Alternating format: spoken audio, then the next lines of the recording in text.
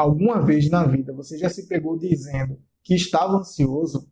Bem, eu muitas vezes já disse a palavra ansiedade, já disse que estava ansioso. E você? Talvez você tenha dito ontem, antes de ontem, talvez você irá dizer depois, não sei.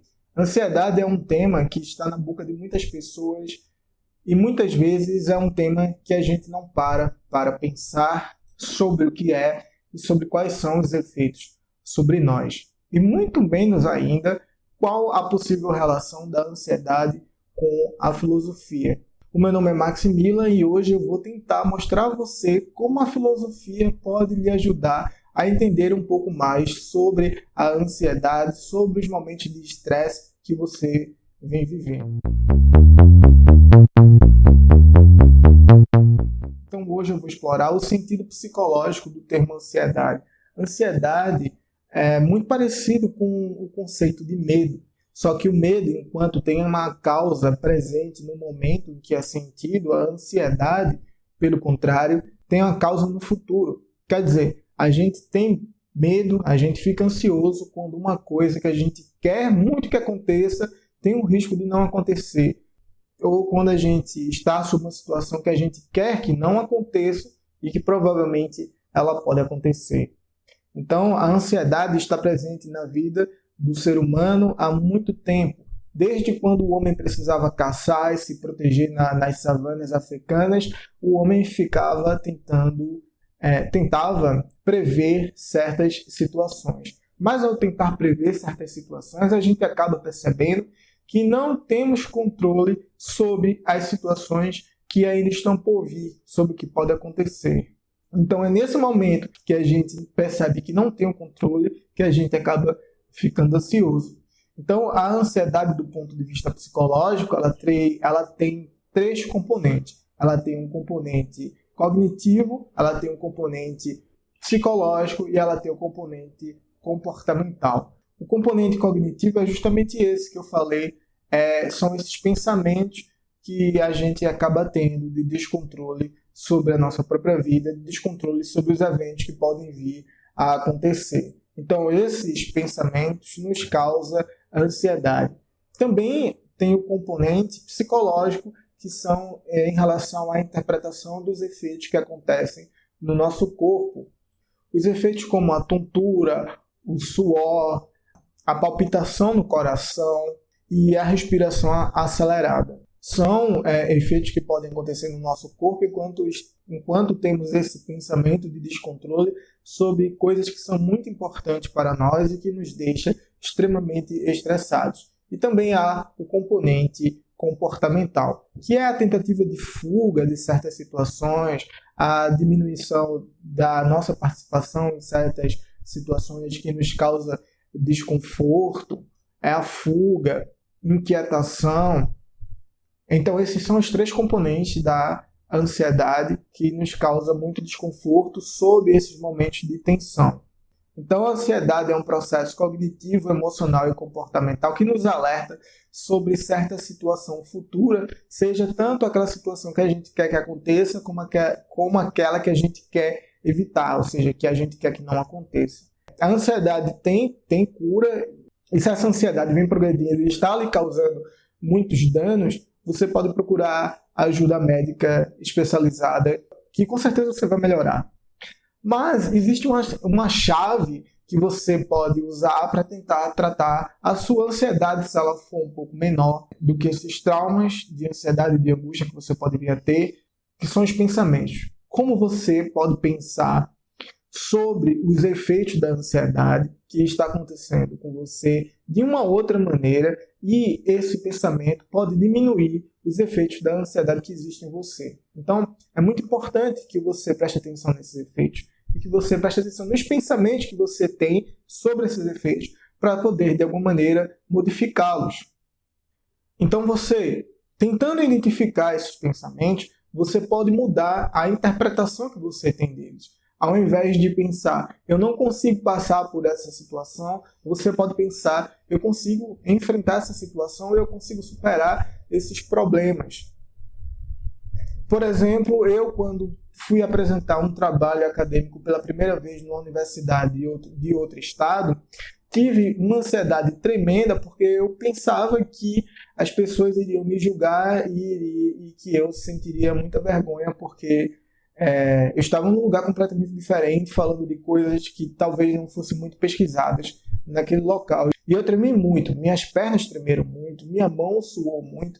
E na hora que eu fui para a mesa apresentar o meu texto, eu tinha que falar com o microfone. Então eu fiquei segurando o microfone, tremendo, minha voz gaguejou, mas mesmo assim eu não deixei de apresentar o meu trabalho, eu não deixei de passar pela situação que foi estressante, mas que eu sabia que ia melhorar a minha conduta profissional e que eu ia melhorar como ser humano, porque eu tinha que passar por aquela situação, já que é uma situação que eu escolhi passar quando eu escolhi a profissão que eu tenho. Então, assim, a ansiedade ela pode ser vista desse aspecto e você pode mudar a interpretação do pensamento que você tem sobre esses efeitos. Então, o meu objetivo, além de falar da ansiedade do ponto de vista psicológico, que é só uma apresentação básica, é tentar mostrar a você que existem pensamentos, que existem filósofos que pensaram sobre o controle dos afetos, o controle das emoções, e andando num caminho diferente, ou seja, não tentando dar uma resposta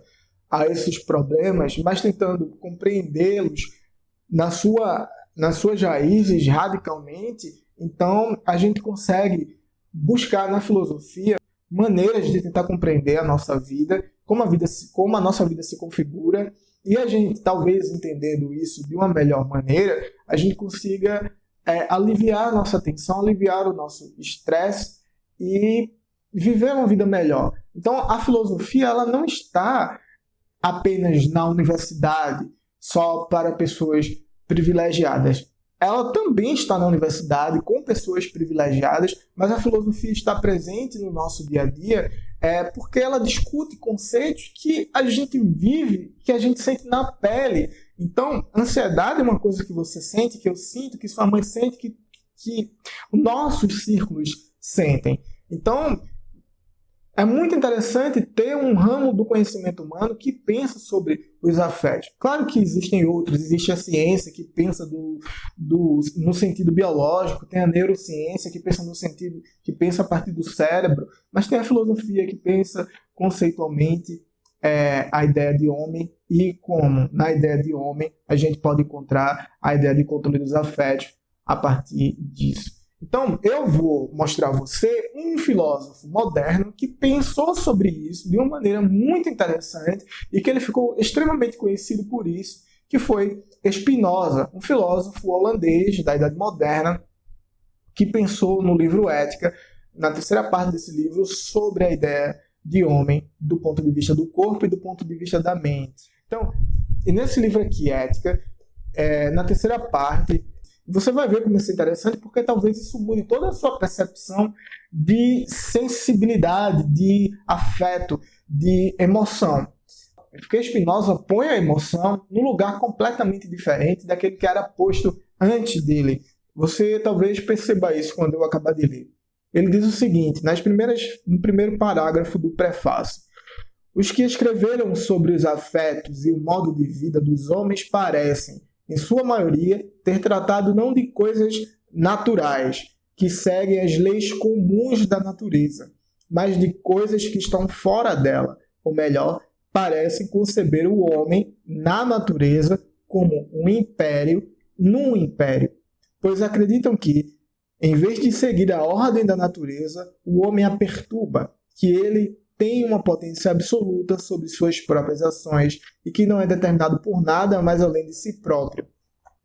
Bem, isso aqui é extremamente empolgante, porque, assim, tem a ideia de natureza para Spinoza, tem a ideia de homem, tem essa analogia de um império no império. O que seria isso? Bem, a natureza para Spinoza é algo que nos circula, é algo do qual nós fazemos parte, no sentido de que nós a integramos. Nós somos a natureza materializada de modo finito.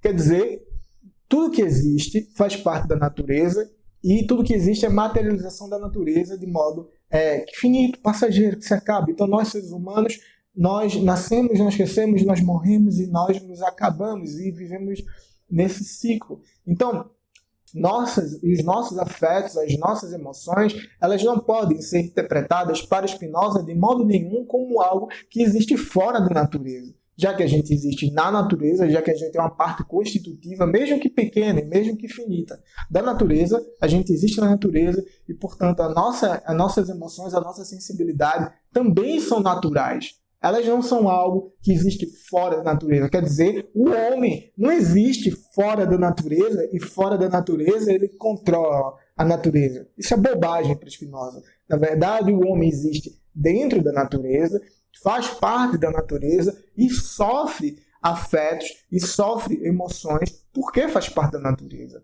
É interessante porque o homem, para Spinoza, é constituído tanto de um corpo como de uma mente. E o corpo tem a capacidade de sentir, de ser afetado e de afetar as coisas.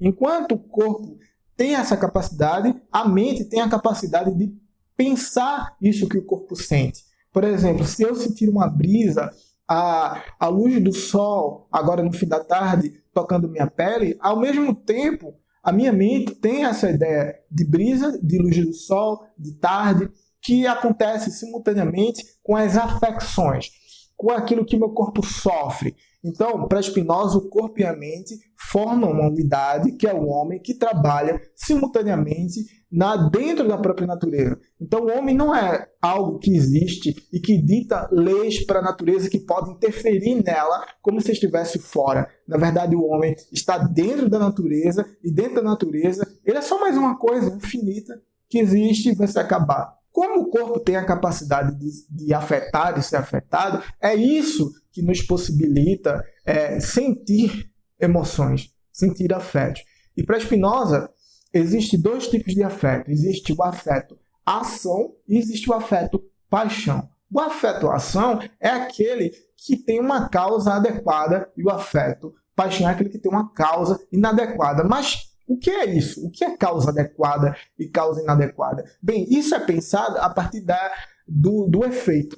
Por exemplo, eu chuto uma bola. Qual é a causa do movimento da bola? É eu chutar a bola. Se eu fui o único responsável de ter chutado aquela bola, eu sou a causa adequada do movimento da bola. Então, eu tenho um afeto ação. Agora, se a bola aparece em movimento e eu não sei quem chutou, ou eu chutei junto com outras pessoas aquela bola, então eu sou causa inadequada do movimento daquela bola, certo? Porque ela pode ter tido uma causa externa ou eu não sou a única causa do movimento daquela bola. Isso pode ser aplicado para todas as outras coisas da vida. Então, enquanto causa adequada, existe o afeto-ação, ou seja, é aquele que tem no efeito uma única causa e eu posso ser essa única causa. E o afeto-paixão é aquele que pode ter mais de uma causa ou eu não posso fazer parte da causa daquele efeito que vem acontecendo.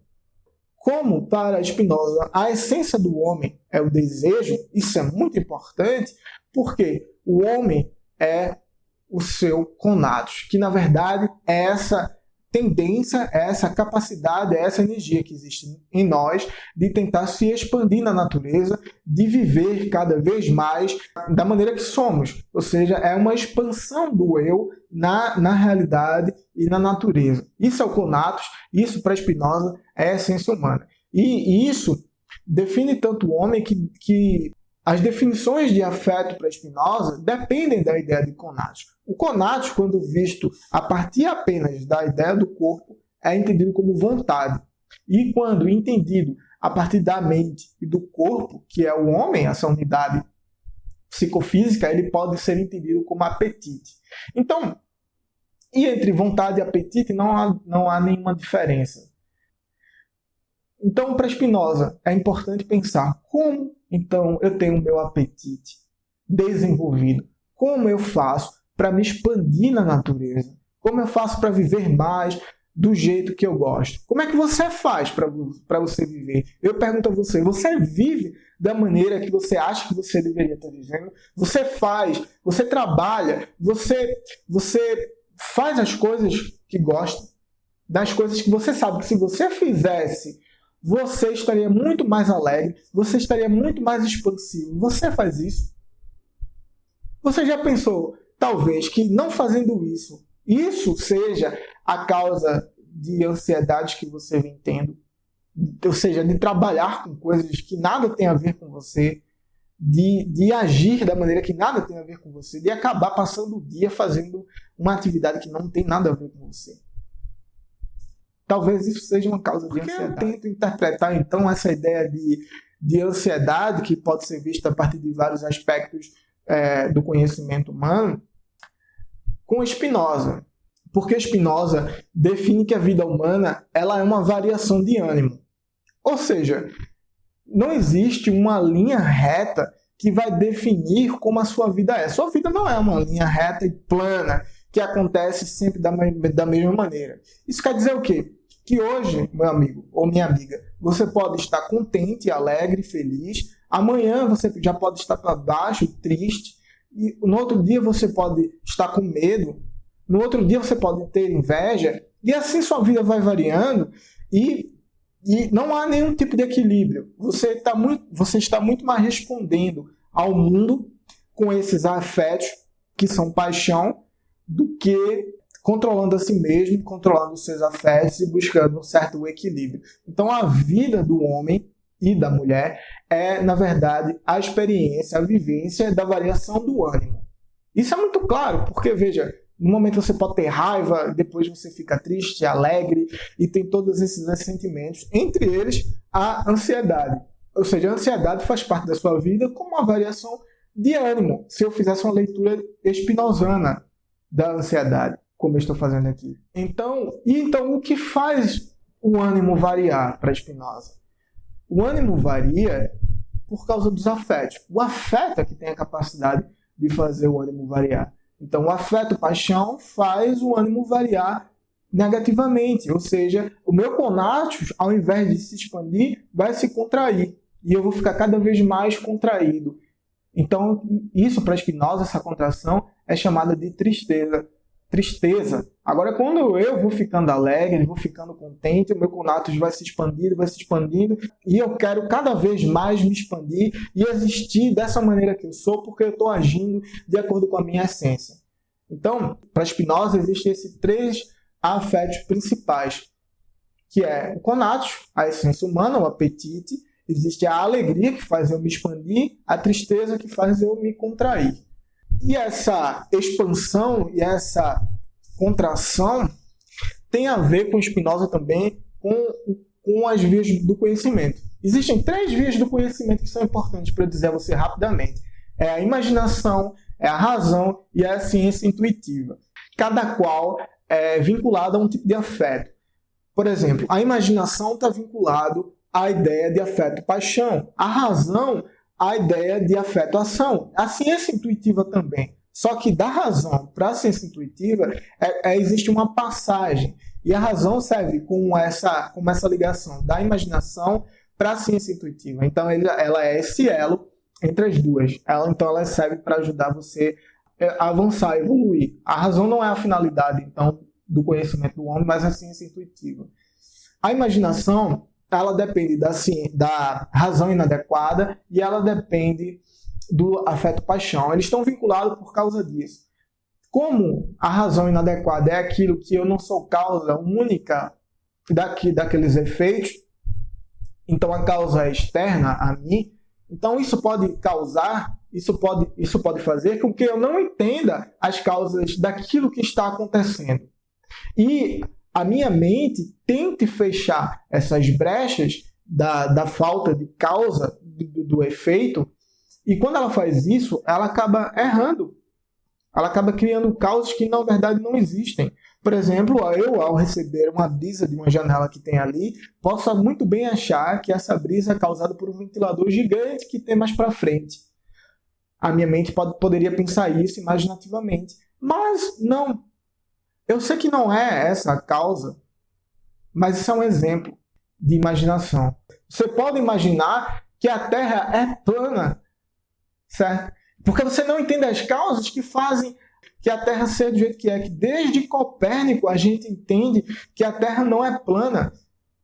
Que muitas pessoas morreram por causa disso. Mas hoje, como existe gente que não entende as causas, que não entende a lei da gravidade, não entende as leis de Newton, não consegue compreender que a Terra não é plana. E aí elas vivem imaginando elas vivem afetadas de paixão.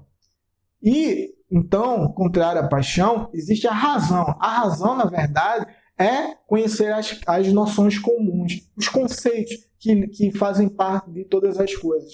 E a razão depende agora de causas adequadas. É saber quais são as causas, saber se eu faço parte ou não dessas causas. Mas a razão ainda não é o conhecimento final que o homem pode ter para Spinoza. É sim a ciência intuitiva. Porque para Spinoza, a natureza é o todo que o homem está inserido. E esse todo ele chama de Deus.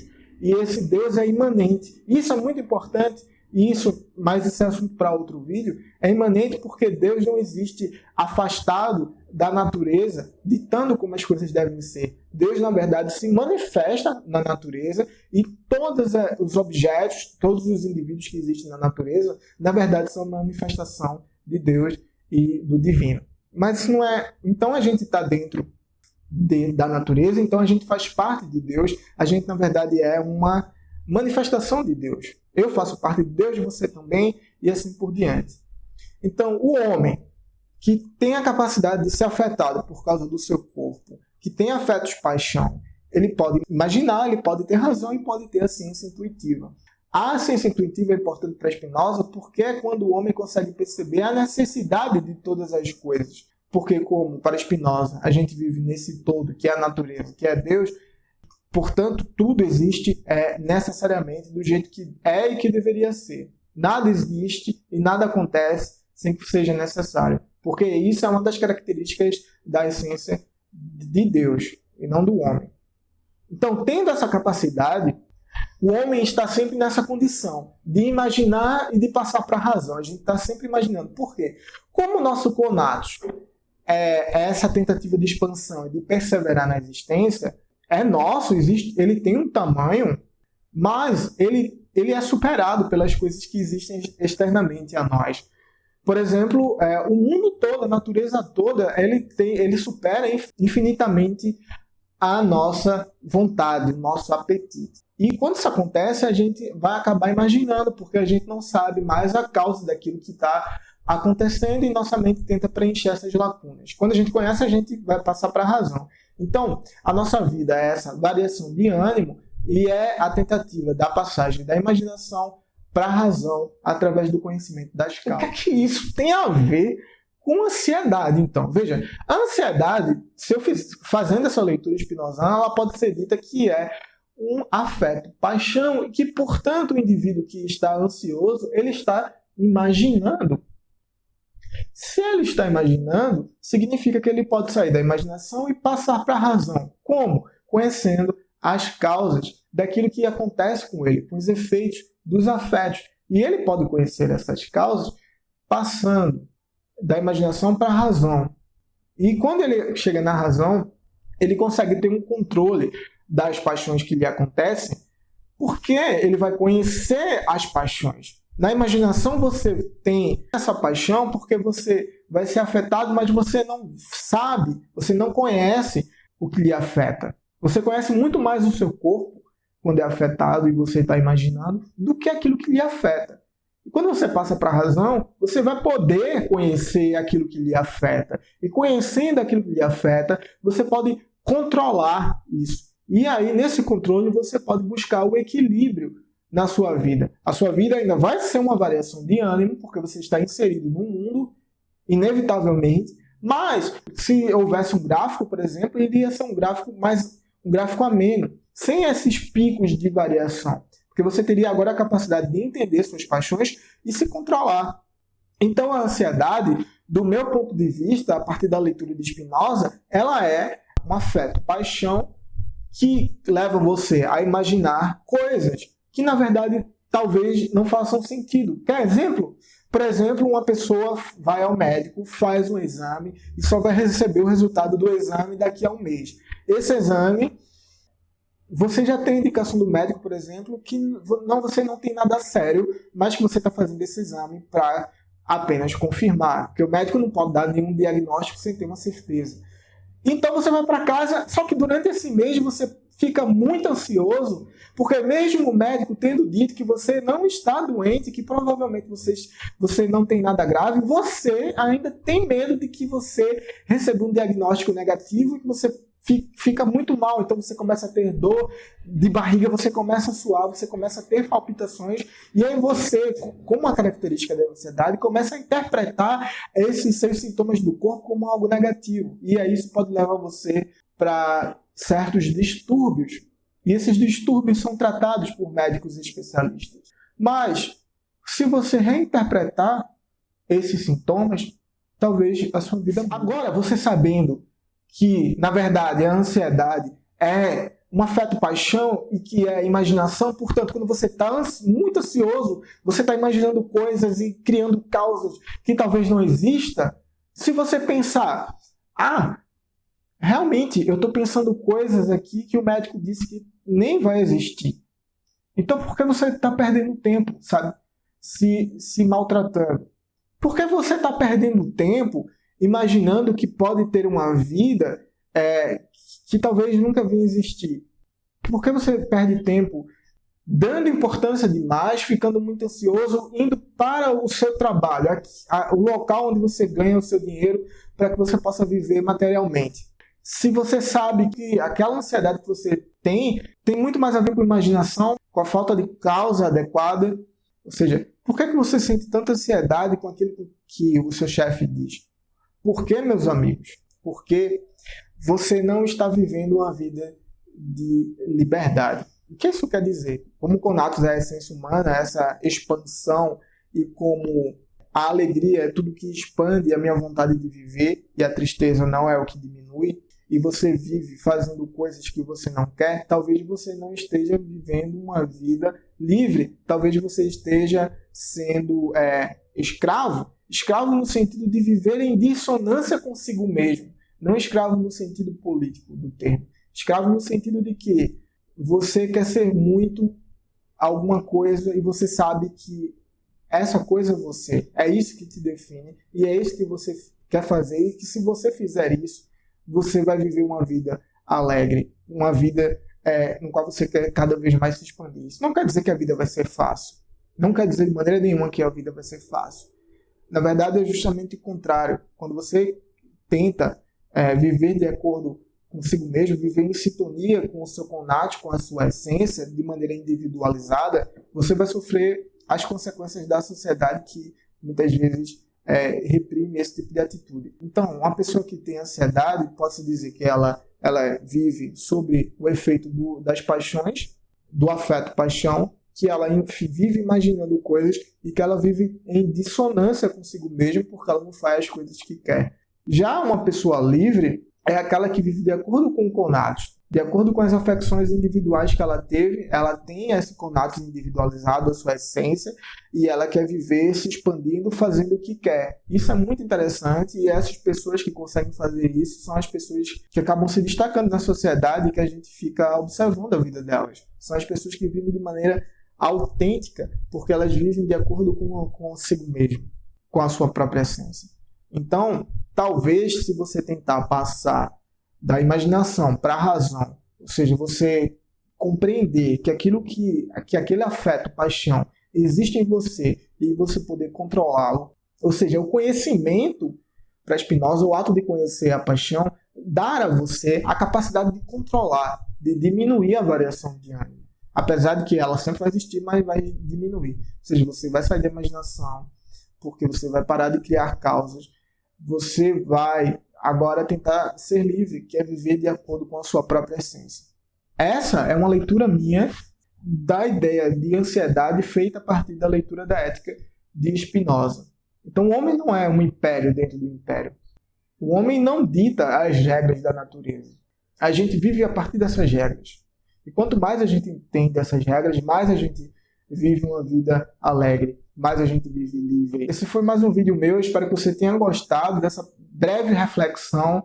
Se você gostou, se inscreve no canal, dá gostei. Se não gostou, também clica aí em não gostei. Se teve dúvida, deixa um comentário ou me manda e-mail. Na próxima semana eu vou continuar com outro vídeo nessa playlist e vou cada vez mais tentar mostrar a você que a filosofia tem muito mais a ver com a sua vida do que você imagina. Eu escolhi Spinoza porque estou, nesse momento da minha vida, muito influenciado por Spinoza e acho um filósofo magnífico que pode nos ajudar a viver de uma maneira melhor. Então, até mais, até a próxima semana. Meu nome é Maximiliano.